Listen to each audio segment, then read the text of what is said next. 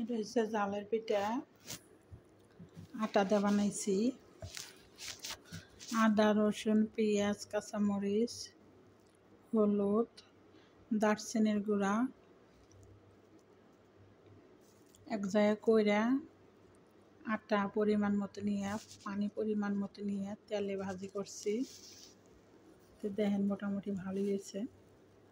আমি নিচে টিস্যু দিয়েছি ভাজার পরে, যেহেতু তেলালা জিনিস বেশি খাইলে স্বাস্থ্যের জন্যে ক্ষতিকর, এই কারণে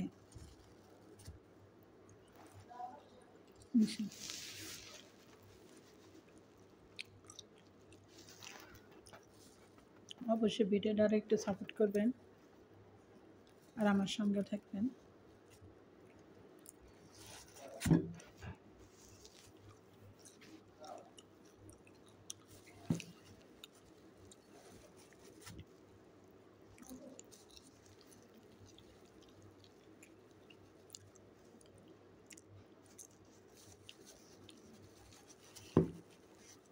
সুস্বাদু হয়েছে।